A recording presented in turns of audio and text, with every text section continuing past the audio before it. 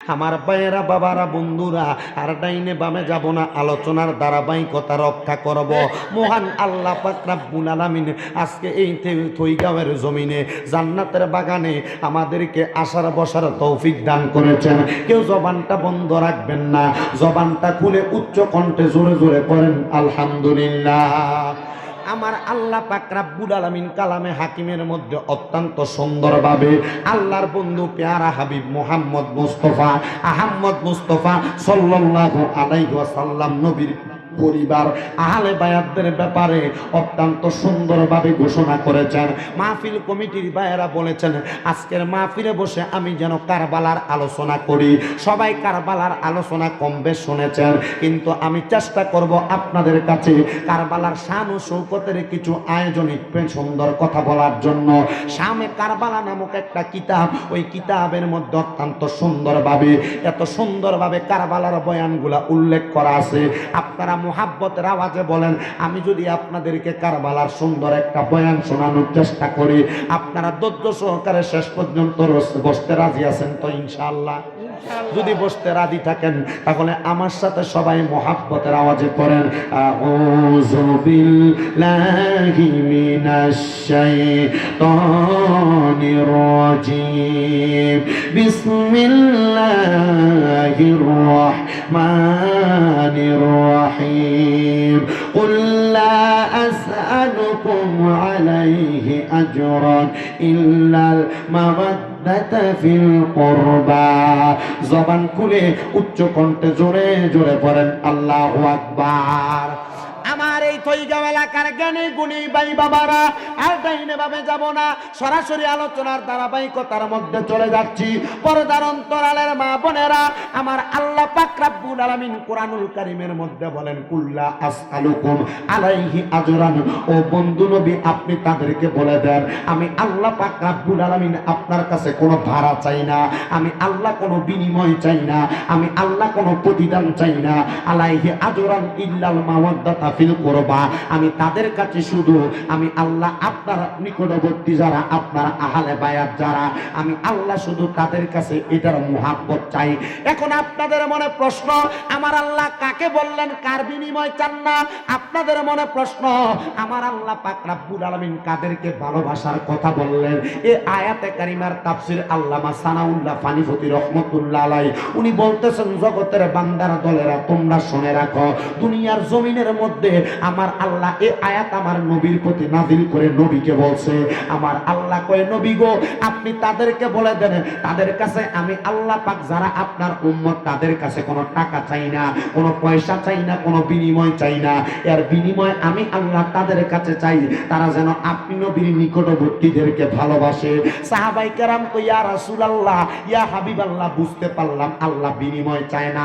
আপনাদের থইগাঁও এলাকায়, আপনাদের আমরুদ বাজারের মধ্যে, আপনাদের চুনারুঘাট বাজারে, শায়েস্তাগঞ্জ এই পয়েন্টের মোড়ের মধ্যে কোনো দোকান যদি ভাড়া নেওয়া হয়, লক্ষ্য করে দেখবেন একটা দোকানের ভাড়া 5,000, 8,000, 10,000 টাকা লাগে কি লাগে না? কথা বলে না, লাগে, লাগে কি লাগে না? দোকানদার একটা শর্ত দিয়া দেয়, 3 বছরের একটা ডিটের মাধ্যমে তুমি আমার দোকান ভাড়া নিয়ে যাইবা। এই দোকানের মধ্যে 3 বছর আগে এখন তোমাকে যেভাবে দিতেছি, 3 বছর পরে দোকান ছাড়ার সময় তুমি আমার এই দোকানটা ঠিক তেমন ভাবে রং করে দিবে, এটা একটা বিনিময়। আর তুমি যে দোকানদারি করবা, এই দোকানদারির বিনিময় মাসে মাসে আমার 8,000, 10,000 টাকা ভাড়া দিবা, এটা হলো দোকান ভাড়ার বিনিময়। আল্লাহ কয়, বান্দা তোমাদেরকে আমি বানাইলাম, সৃষ্টি করলাম, সুন্দর একটা মাথা দিলাম, হাত দিলাম, পাও দিলাম, আমি আল্লাহ কথা বলার শক্তি দিলাম, বাক শক্তি, দেখার জন্য চোখ দিলাম, কান দিলাম শোনার জন্য। কিন্তু আমি আল্লাহ এগুলা দেওয়ার পরে তোমার কাছে কোনো ভাড়া চাই নাই, কোনো টাকা চাই নাই, কোনো পয়সা চাই নাই। আল্লাহ চাইছেন নাকি? আমার আল্লাহ কয়, আমার নবীর নিকটবর্তী আত্মীয় যারা, আমি আল্লাহ তাদের তোমাদের ভালোবাসা চাইলাম, তোমরা আমার নবীর নিকটবর্তী আত্মীয়দেরকে ভালোবাসো। ইয়া রাসূলুল্লাহ, আপনার নিকটবর্তী আত্মীয় আত্মীয় কারা? আপনি নবী আমাদেরকে একবার বইলা দেন। আমার মদিনার কামলিওয়ালা দয়াল নবী রাহমাতুল লিল আলামিন নবী জানাইয়া দেয়, শোনো শোনো জগতের মানুষেরা, আমার নিকটবর্তী আত্মীয় হলো তারা যাদেরকে আমি নবী সবচাইতে বেশি ভালোবাসি। ইয়া রাসূলুল্লাহ, আপনি কাদেরকে সবচাইতে বেশি ভালোবাসেন? আমার দয়াল নবী রহমতের নবী আমার ডাক দিয়া কয়, আমি দয়াল নবীর 3টা কন্যা সন্তান ছিল, 2টা কন্যা সন্তানরে আমি বিয়া দিছি হযরত ওসমানের কাছে। হযরত ওসমান জিন নূরাইন রাদিয়াল্লাহু তাআলা আনহু 2টা মাইয়া বিয়া করার পরে আমি নবীর কলিজার টুকরা লাস্ট একটা কন্যা আছে, যে কন্যাটার নাম হযরতে ফাতেমাতুজ জহরা রাদিয়াল্লাহু তাআলা আনহা। ওই ফাতেমাতুজ জহরাকে আমি দয়াল নবী সবচাইতে বেশি ভালোবাসি। নবী গো, আপনি কেন মা ফাতেমারে এত ভালোবাসেন? আমার দয়াল নবী রহমাতুল লিল আলামিন নবী কয়, শোনো রে, আমার আল্লাহ পাক রাব্বুল আলামিনের পেয়ারা হাবিব মদিনার কামলিওয়ালা নবী আমার নবী মা ফাতেমারে ভালোবাসে একটা কারণে। বলে কারণটা কি? কয় নবীর মাইয়া এজন্য ভালোবাসে না, আমার নবী ভালোবাসে একটাই কারণ, আমার আল্লাহ পাক আমার নবীর মাধ্যমে জানাইয়া দিছে, আল ফাতেমাতু সাইয়্যিদাতুন নিসাই আহলিল জান্নাহ। হযরত ফাতেমা হইল জান্নাতের মহিলাদের সরদারিনী। আমার নবীজির যতগুলা মহিলা গুনাহগার উম্মত থাকবো, হযরত ফাতেমা ওই গুনাহগার উম্মত গুলার জান্নাতের মধ্যে লইয়া যাইব। আর ওই জান্নাতের মধ্যে মা ফাতেমা হইব তারা নেত্রী, মানে তাদের সরদারিনী। জবান খুলে উচ্চ কণ্ঠে জোরে জোরে কোন সুবহানাল্লাহ। খাতুনে জান্নাত মাগো, খাতুনে জান্নাত মাগো, ফাতেমা আমার এ বিশ্ব জগৎ মাগো করিলেন যার কন্যা, এ বিশ্ব জগৎ মাগো করিলেন যার কন্যা। খাতুনে জান্নাত, ও খাতুনে জান্নাত মাগো, ফাতেমা আমার এ বিশ্ব জগৎ মাগো করিলেন যার। তুমি নবী নন্দিনী মা আমেনার চোখের দুলাল, মাওলা আলীর নয়নের মনি, তুমি নবী নন্দিনী মা আমেনার চোখের দুলাল, মাওলা আলীর জানো তিনি, হাসান হুসাইনের জানের জিগার, হাসান হুসাইনের জানের জিগার, ফাতেমা জননী এ বিশ্ব জগৎ মাগো করিলেন যার কন্যা। খাতুনে জান্নাত মাগো, খাতুনে জান্নাত মাগো, ফাতেমা আমার এ বিশ্ব জগৎ মাগো করিলেন যার কন্যা, এ বিশ্ব জগৎ মাগো করিলেন যার। জান্নাতের নারীদের সরদারিনী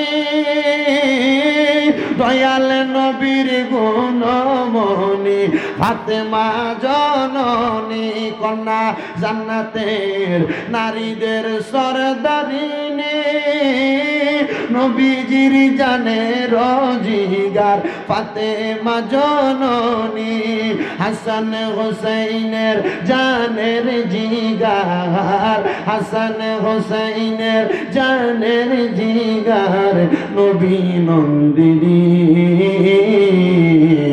এ বিশ্ব জগৎ মাগো করিলেন যার কন্যা। খাতুনে জান্নাত মাগো, খাতুনে জান্নাত মাগো, ফাতেমা আমার এ বিশ্ব জগৎ মাগো করিলেন যার। আপনারা বলেন, যেই নবীজি মা ফাতেমারে ভালোবাসে নবীর উম্মতের জন্য, ওই নবী মা ফাতেমারে কয় ফাতেমা ফাতেমা আমি নবী তোমারে ভালোবাসি, কারণ আমার আল্লাহ কইছে তুমি ফাতেমা আমি নবীর গুনাহগার উম্মতের জান্নাতের সরদারিনী হইবা। জোরে জোরে কি বলা যাবে না সুবহানাল্লাহ।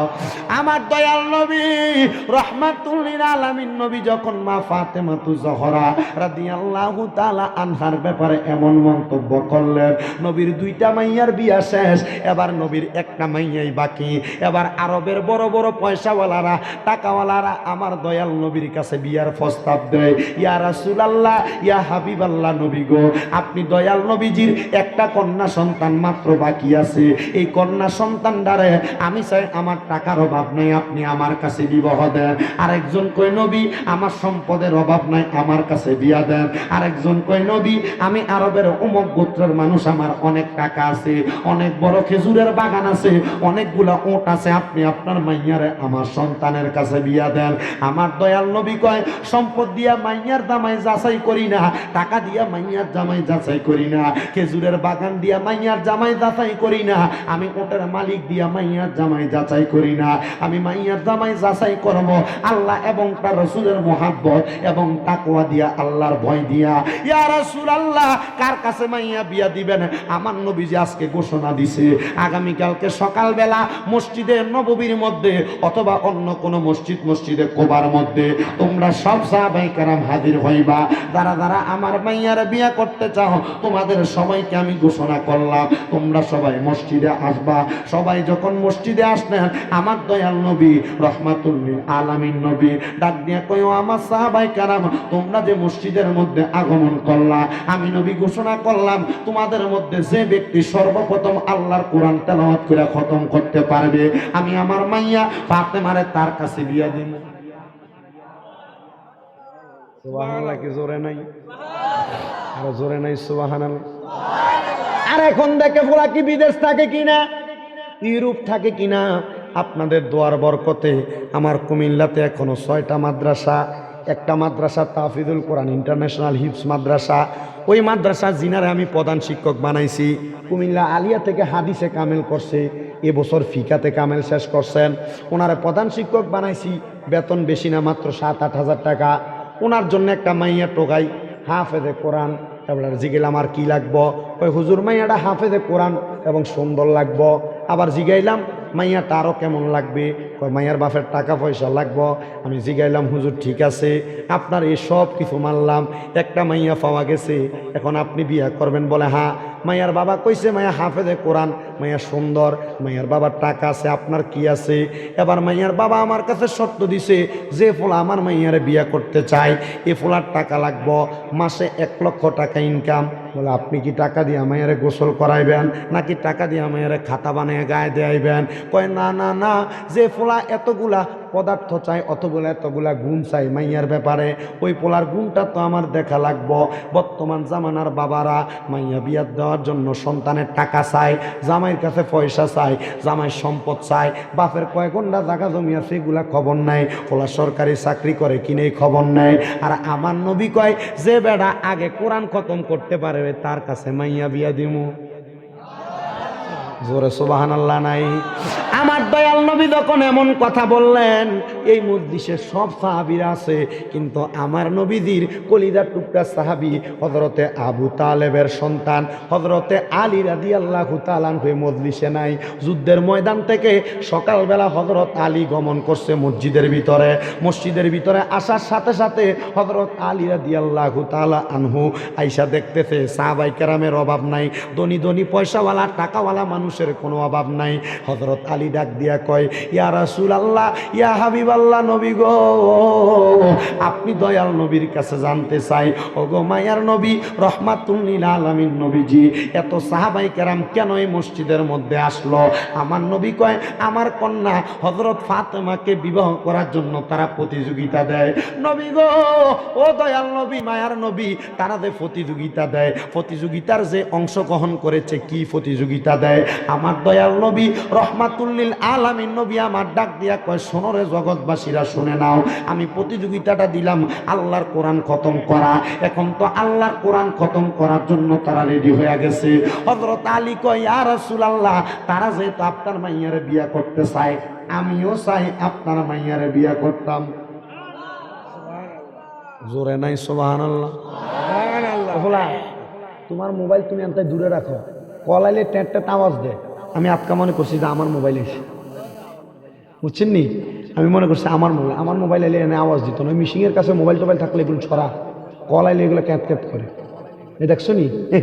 সরাও। হযরত আলী একটা ডাক দিয়া কই, ইয়া রাসূলুল্লাহ, নবী গো, সবাই আপনার মেয়েরে বিবাহ করতে চায়, আমিও আপনার কন্যারে বিবাহ করতে চাই। ইয়া রাসূলুল্লাহ, আমিও এই প্রতিযোগিতায় অংশগ্রহণ করব। আমার নবী কয় কবুল। হযরত আলী রাদিয়াল্লাহু তাআলা কইল, আমার নবী স্বাস্থ্য ভাই। কি ভাই? কথা কয় না কি ভাই? আপন স্বাস্থ্য ভাই। হযরত আলী রাদিয়াল্লাহু তাআলা এই কথা বলার সাথে সাথে আমার নবী মুস্কি মুস্কি হাসে, কারণ আমার নবীজি হযরত আলীর আগে থেকেই পছন্দ করত।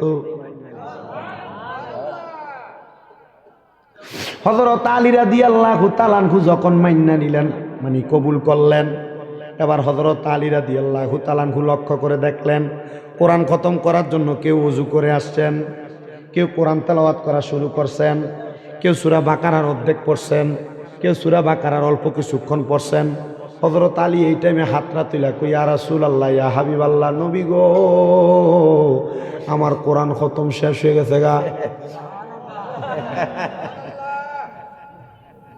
কারবালার ওয়াজ করতে গেছে, ঢুকি কারবালাতে। ইয়া রাসূলুল্লাহ, ইয়া হাবিবাল্লাহ, নবী গো, ও মায়ার নবী, আমার কোরআন খতম শেষ। হযরত আলীকে আমার নবী জিজ্ঞাসা করে, আলী, এখনো কেউ শেষ করে নাই, তুমি আসলা পরে তোমার কোরআন খতম শেষ? হযরত আলী একটা ডাক দিয়ে কই, নবী গো, ও দয়াল নবী, মায়ার নবী, রহমাতুল লিল আলামিন নবীজি, আমার কোরআন তেলাওয়াত খতম শেষ। ও নবীজি, এবার আপনার কন্যাকে আমি বিবাহ করব। সকল সাহাবায়ে কেরাম কই, ইয়া রাসূলুল্লাহ, হযরত আলীর এই কথাটা আমরা মানি না। বলে, কেন মানো না? আমরা এখনো সূরা বাকারা তেলাওয়াত করে শেষ করতে পারলাম না। হযরত আলী কেমনে কোরআন তেলাওয়াত করে? সাউন্ড আল্লাহ কেন ইকু বাইরে কি লেগে? বালা সাউন্ড বালা, তোমার কেটা কিছু বালা না, ভালো নাম দেখো না, বিসমিল্লাহ, বিসমিল্লাহ বল, ভালো এলাইরে দে সাউন্ড, যে সালা হেতে বালা না। আপনি কষ্ট নেন না কেমন? কারণ ইলেকট্রিক জিনিস তো একটু লড়সর হয়। আপনারা আসেন না আমার লোক ইনশাল্লাহ ওয়াজ আপনার, কারণ আমি তো আপনার ফুতের মতো, কারোর ভাইয়ের মতো, কারো ভাই ভাতিজার মতো, একটু আমি যা কই একটু মানেন। মানে এরা তো চালায় তো এগুলো ইলেকট্রিক জিনিস, প্রত্যেক দিন চলে। মোটামুটি আমরাই গাড়ি চড়তে, আমি 5 ঘন্টা 21 মিনিট লাগছে কুমিল্লা থেকে এখানে আইতে, আমি গাড়ি চড়তে আমি তো ডিলে হয়ে গেছি। আবার এনে আইনা প্রথমে এক ঘরে বয়সে, এরপর আরেক ঘরে আইনা বয়সে, এরা খাবাই আইনা এনে তুলছে, এমন অবস্থা টাইট হয়ে যেতেছে। আমি তো ডিল হয়ে যায়, এটা ইলেকট্রিক জিনিস, এটা ডিল হইব না, এটা মানুষে বানাইছে, যে মানুষ বানায় এ মানুষ ডিল হয়ে গেলে, যেটা বানাইছে মানুষ এটা তো আরো আগে ডিল হয়ে যাবে নাকি? হ্যাঁ না, কোনো কিছুই কয় না। সব সাহাবায়ে কেরাম একটা ডাক দিয়া কয়, নবী গো, ইয়া রাসূলুল্লাহ, ইয়া হাবিবাল্লাহ, আমার কোরআন তেলাওয়াত শেষ হয় নাই, হযরত আলীর ঘরে খতম হয়ে গেছে। আমার নবী মুস্কি মুস্কি হাসে কয়, হ্যাঁ, হযরত আলীর কোরআন খতম শেষ হয়ে গেছে। ইয়া রাসূলুল্লাহ, ইয়া হাবিবাল্লাহ, নবী গো, হযরত আলীর কেমনে কোরআন খতম শেষ হইল আমরা একটু জানতে মনে চাই। আমার নবী কয়, হযরত আলী, আমি বলবো না, তুমি দাঁড়ায় বলো কেমনে তোমার কোরআন খতম এত তাড়াতাড়ি শেষ হয়ে গেছে। হযরত আলী রাদিয়াল্লাহু তাআলা কয়, ইয়া রাসূলুল্লাহ, ইয়া হাবিবাল্লাহ, নবী গো, ওগো দয়াল নবী, মায়ার নবী, রহমাতুল লিল আলামিন নবীজি, আপনি দয়াল নবীজি একদিন মসজিদে নববীর ভিতরে বলতে লাগছিলেন যে দুনিয়ার জমিনের ভিতরে থাকা অবস্থায় আপনি মায়ার নবী, রহমাতুল লিল আলামিন নবীজি, দুনিয়ার জমিনের মধ্যে থাকা অবস্থায় আপনার কোনো উম্মত যদি আপনি নবী রহমাতুল লিল আলামিন নবীর আদেশ মোতাবেক দুনিয়ার জমিনে একবার সূরা ফাতিহা পড়ে, 3 বার সূরা ইখলাস পড়ে, তার আমল নামায় 1 খতম কোরআন তেলাওয়াতের সওয়াব হইব। নবী কই বলছিলাম তো, নবী কই বলছিলাম। ইয়া রাসূলুল্লাহ, ইয়া হাবিবাল্লাহ, নবী গো, আপনি এই কথা বলছেন আর আমি এইভাবে আল্লাহর কোরআন তেলাওয়াত করা খতম করেছি। আমার নবী কয় হযরত আলী রে, তোমার হিকমতের পাওয়ার দিয়া তুমি হযরতে আলী রাদিয়াল্লাহু তাআলা আনহু আমার মাইয়ার বিয়া করাতে পারলা। এবার একদিন দুই দিন কইরা হযরত আলী রাদিয়াল্লাহু তাআলা আনহুর সাথে আমার নবীর কন্যা মা ফাতেমাতুজ জোহরা রাদিয়াল্লাহু তাআলা আনহারে বিয়া দিলেন। এমন একদিন যাইতে যাইতে মা ফাতেমাতুজ জোহরা রাদিয়াল্লাহু তাআলা আনহার গর্ভের মধ্যে একটা সন্তান আগমন করছে। যে সন্তানটা আগমন করার পরে তার নামটা আমার আল্লাহ আসমান থেকে নির্ধারণ করে দিয়েছেন হাসান।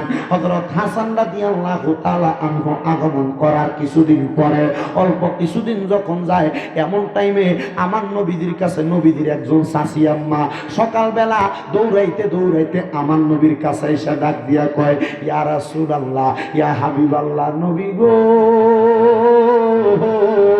ও দয়াল নবী, মায়ার নবী, রহমাতুল লিল আলামিন নবীজি, আমি গতকালকে রাত্রবেলা একটা কঠিন স্বপ্ন দেখছি নবী গো।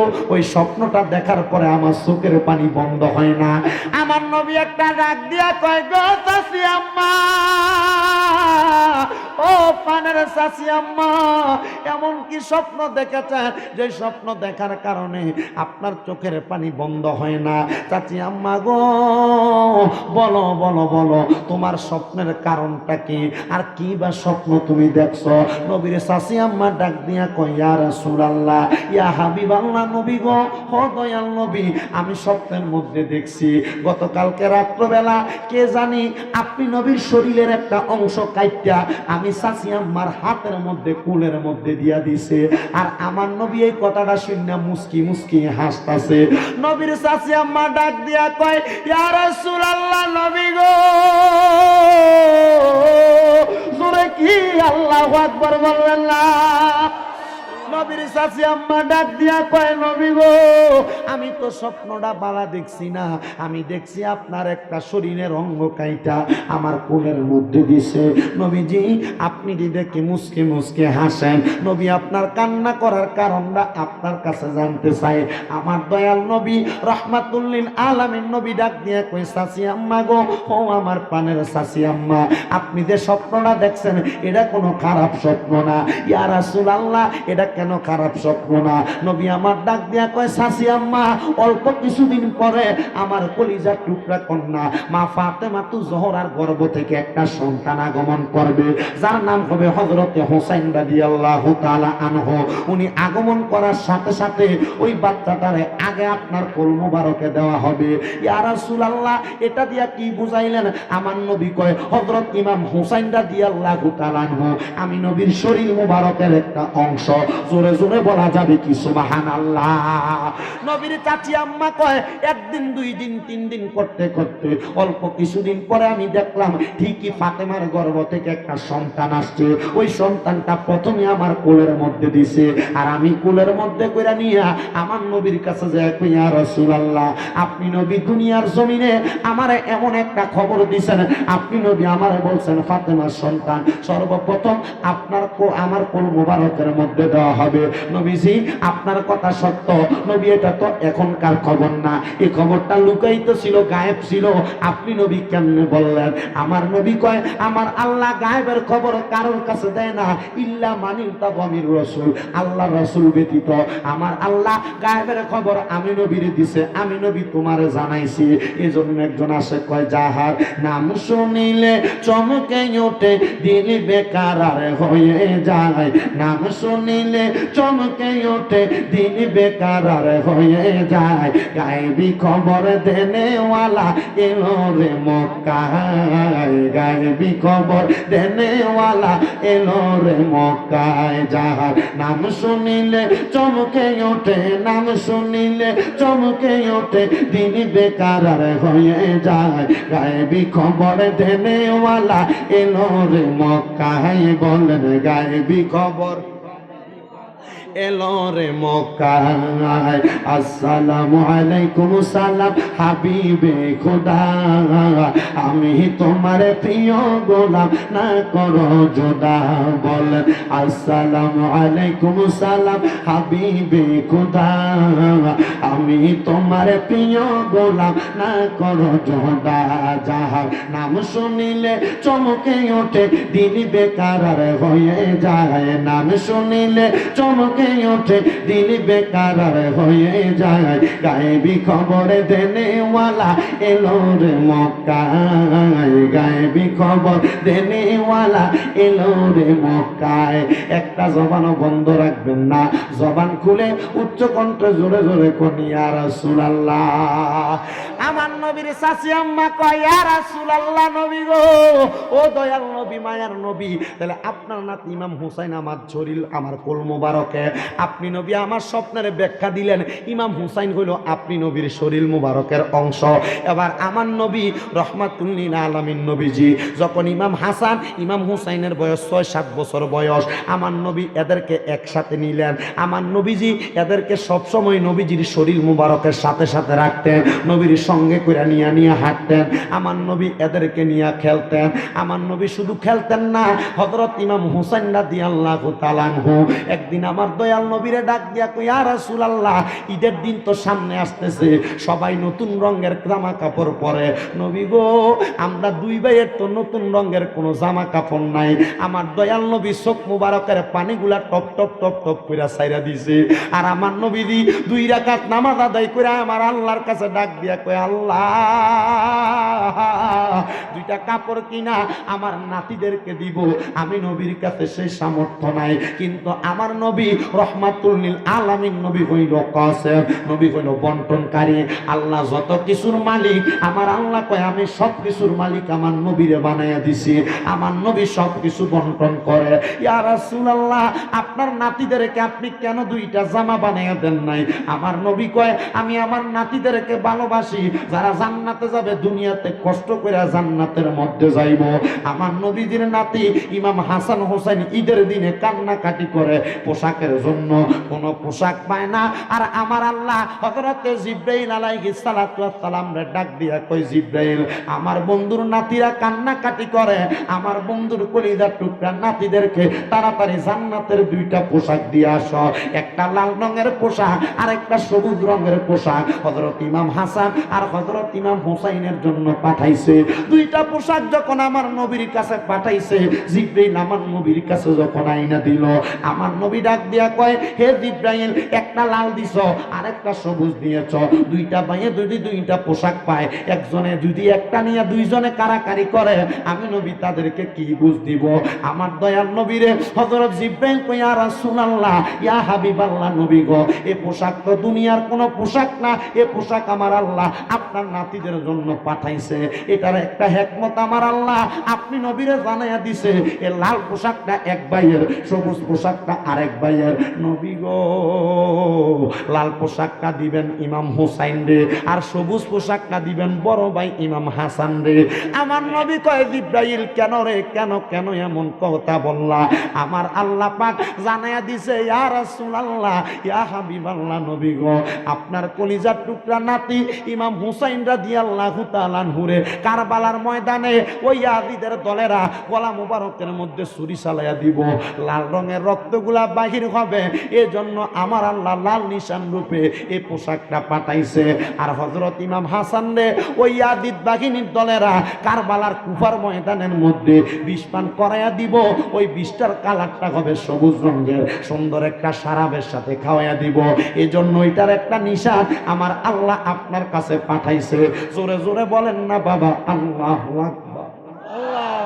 আমার বাবা জিরা রে, ও পর্দার অন্তরালের মা বোনেরা, এবার 2টা পোশাক 2টা ভাইয়ের কাছে দিয়া দিছে।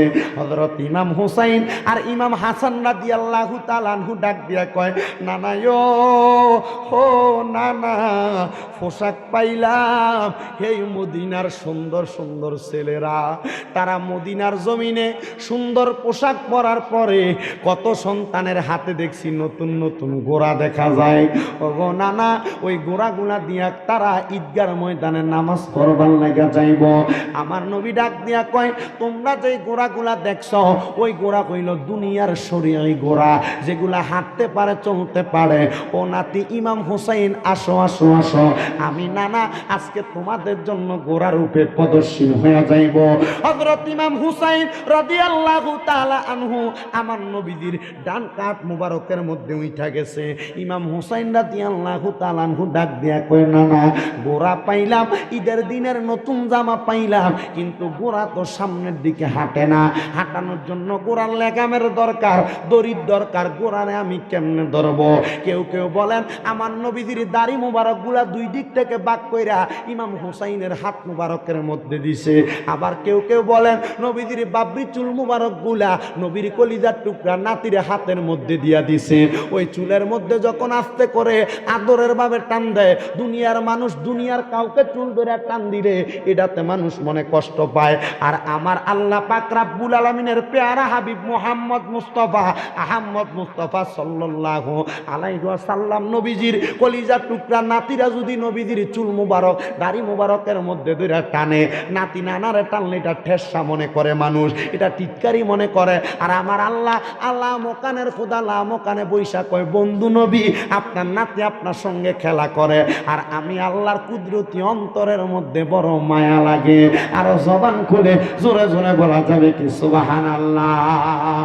আমার দয়াল নবী রহমাতুল লিল আলামিন নবীজি এমন ভাবে ঘোড়া খেলাইতেছে। এবার হযরতে দয়াল নবী রহমাতুল লিল আলামিন নবীজি তাদেরকে বাড়ির মধ্যে দিয়া আমার নবী চলে গেলেন ঈদগাহের ময়দানে। নবী আমার একদিন দুই দিন তিন দিন যায়। নবী কাদেরকে ভালোবাসে, নবীর পরিবার কারা, তারার কথাটা বোঝানোর জন্য আলোচনাটা এদিকে আনলাম বাবা। ফজরের নামাজ পড়া এবার আমার নবীজি কালা রঙের একটা পশমি চাদর পরছে। আপনারা সবাই বলেন চাদরটার কালারটা কি ছিল? জোরে কই না দিই, কি রং ছিল? কালো রঙের চাদর। আমার নবীর শরীর মুবারকে কালো রঙের একটা পশমি চাদর গায়ে দিয়া আমার নবী ফজরের নামাজের পরে রাস্তা দিয়ে হাঁটতেছেন। এমন টাইমে আমার নবী মা ফাতেমাতু জহরা রাদিয়াল্লাহু তাআলা আনহার ঘর মুবারকের সামনে দিয়া যায়। আমার নবীর শরীর মুবারকে অন্তরের মধ্যে মা ফাতেমাতু জহরা রাদিয়াল্লাহু তাআলা আনহার জন্য মায়া লাগা গেছে। দেখবেন কোন নানা যদি নাতিদের বাড়ির সামনে দিয়া যায়, অন্তরে মায়া লাগলে নাতিদেরকে দেখার জন্য তারা ঘরে ঢুকে। আমার দয়াল নবী রহমাতুল লিল আলামিন নবীজি যখন আমার নবীজির কলিজার টুকরা হযরতে মা ফাতেমা রাদিয়াল্লাহু তাআলা আনহার ঘর মুবারকের মধ্যে ঢুকলেন, আমার নবীজি ঘর মুবারকের মধ্যে ঢুইকা লক্ষ্য করে দেখলেন হযরত ইমাম হাসান আর ইমাম হুসাইন রাদিয়াল্লাহু তাআলা আনহুমা তারা দুইজন খেলাধুলা করতেছে। আমার নবী ডাক দিলেন, আসসালামু আলাইকুম ইয়া আহলে বায়াত। আহলে বায়াত বলে সালাম দিয়া আমার নবীজি তাদেরকে ডাকলেন। অতঃপর মা ফাতেমা মাওলা আলীকে ডাকলেন। নবীজির চাদর মুবারকটা আমার নবী এমন ভাবে ছড়াইয়া দিয়া ডাক দিয়া কয়, সুম্মা দাখালতু ফাতেমা, হযরত ফাতেমা আমার চাদরের নিচে ঢুকো। এবার ডাক দিয়া কয়, হযরত মাওলা আলী তুমি চাদরের নিচে ঢুকো। সুম্মা দাখালতু হাসাইনান, হযরত ইমাম হাসান আর ইমাম হুসাইন দুইজন তোমরা আমার চাদরের নিচে ঢুকো। আমার নবীজি হযরত মা ফাতেমারে ঢুকাইলেন চাদরের ডান দিকে, হযরত আলী রাদিয়াল্লাহু তাআলা ঘুরে ঢুকাইলেন বাম দিকে, হযরত ইমাম হাসানরে ঢুকাইলেন ডান দিকে, ইমাম হুসাইনরে ঢুকাইলেন বাম দিকে। মাঝখানে আমার নবী মাঝখানে, ডাইনে ফাতেমা বামে মাওলা আলী, ডাইনে ইমাম হাসান বামে ইমাম হুসাইন। আপনারা বলেন নবী মাঝখানে, মা ফাতেমা ডাইনে, মাওলা আলী বামে, ইমাম হাসান ডাইনে, ইমাম হুসাইন বামে। কয়জন? আরো জোরে কয়জন? আশেক বলে, ও মনবাই পাকেতে পাঞ্জাতন নিরাকারে নিরঞ্জন, এক বস্তুতে দুই রকম বুঝায়। শরীয়তের শতেক নাম, তরিকতের নাই মুকাম। শরীয়তের শতেক নাম, তরিকতের নাই মুকাম। হাকিকত বুঝিলে মারফতে পাই রে মনে পাগলা মনোরাই। ও তুই ডুব দি দিলি না পাক দরিয়ায়, ও তুই ডুব দিলি না শুভু খাইলি না এসকের দরিয়ায় রে মন পাগলা মনোরায়, ও তুই ডুব দিলি না পাক দরিয়ায়। ও মনরে মক্কায় ও মদিনার ঘরে সোনার সিন্ধুক লড়ে চড়ে, আবার ঘরে ঘরে সিন্ধুক দেখা যায়, সে সিন্ধুকের খিড়কি কাটা লাগাইয়াছে প্রেমের আটা, পাঞ্জাতন বিনে খোলা বিসন্দাই রে মনে পাগলা মনোরায়, ও তুই ডুব দিলি না পাক দরিয়ায়। ও মনরে আমার নবীজি সিন্ধু কইয়া মারেফতের তালা দিয়া হাসান হুসাইন রাখছে ডাইনে বাই, মা ফাতেমা শিকলে গয়া তালাটা রাখছে আটকায়া, মা ফাতেমা শিকলে গয়া তালাটা রাখছে আটকায়া, চাবি নিছে আলী মোর তু যাই রে মনে পাগলা মনোরাই, ও তুই ডুব দিলি না